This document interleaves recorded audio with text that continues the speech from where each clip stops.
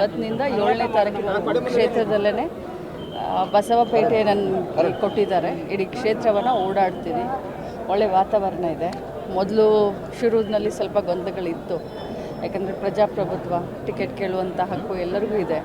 But ಎಲ್ಲ ಗೊಂದಲಕ್ಕೂ ತೆರೆ ಎರೆದು ಇವತ್ತು ಭಾಳಷ್ಟು ಸುಗಮವಾಗಿ ವಿಜಯದ ಕಡೆ ಸಮರ್ಥ ಸಾಗ್ತಾ ಇದ್ದಾನೆ ಅಂತ ಭಾಳಷ್ಟು ಗಟ್ಟಿಯಾಗಿ ಹೇಳ್ಬೋದು. ಮೇಡಮ್, ಸಮರ್ಥ ಅವ್ರ ರಿಸಲ್ಟಿಗೆ 11 ಜನ ಅಲ್ಪಸಂಖ್ಯಾತ ಅಭ್ಯರ್ಥಿಗಳು ಇನ್ನೂ ಕಣದೊಳಗಿರುವಂಥದ್ದು, ಅವ್ರ ರಿಸಲ್ಟ್ ಎಫೆಕ್ಟ್ ಆಗುತ್ತಾ ಅಂತ ನೋಡಿ. ಎಲ್ಲರ ಹತ್ರ ಮಾತಾಡ್ತೀವಿ.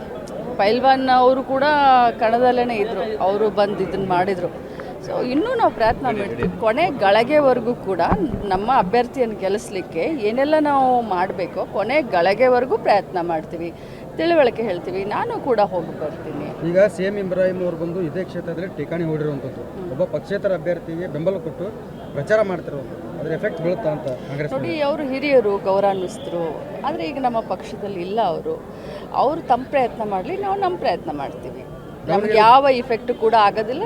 ನಾವು ಗೆಲ್ಲೋದು ಶತಸಿದ್ಧ. ದಾವಣಗೆರೆ ಉಪಚುನಾವಣೆಯಿಂದ ಜಮೀರ್ ಅಹಮದ್ ಅವರು ಹಿಂದೆ ಸರಿದ್ರ ಅಂತ ಖಂಡಿತ ಇಲ್ಲ. ಕೇರಳದಲ್ಲಿ ಇದ್ದಾರೆ. 4ನೇ ತಾರೀಕಿಗೆ ಬರ್ತಾರೆ.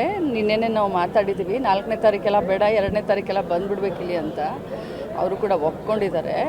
ಅವ್ರಿಗೆ ನಮ್ಮಲ್ಲಿರುವಂಥ ಭಾಳಷ್ಟು ಜನ ಮಂತ್ರಿಗಳಿಗೆ ಕೇರಳಗೆ ಹಾಕಿದ್ದಾರೆ. ಕೇರಳ, ಪುದುಚೇರಿ, ತಮಿಳ್ನಾಡು.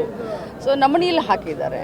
ಸೊ ಅವ್ರು ಬರ್ತಾ ಇದ್ದಾರೆ. ಈಗ ಒಬ್ಬ ಅಭಿಮಾನಿಯವರು ಫೋಟೋ ಹಿಡಿದು ಹೇಳ್ತಾ ಇದ್ರು, ಅಂದರೆ ಜಮೀರ್ ಅಹಮದ್ ಬರಲಿಲ್ಲ ಅಂದ್ರೆ ಕಾಂಗ್ರೆಸ್ ಇಲ್ಲಿ ಗೆಲ್ಲುವುದು ಕಷ್ಟ ಅಂತ ಹೇಳ್ತಾ ಇದ್ರು. ನೋಡಿ, ಜಮೀರ್ ಅಹಮದ್ ಅವರು ಒಬ್ಬರು ಜನಪ್ರಿಯ ನಾಯಕರು. ಅವರು ಖಂಡಿತ ಬರ್ತಾರೆ. ನಾವು ಇಲ್ಲಿರ್ತೀವಿ. ಎಲ್ಲರೂ ಸೇರಿಸ್ಕೊಂಡೇ ಗೆಲ್ಲಿಸ್ತೀವಿ.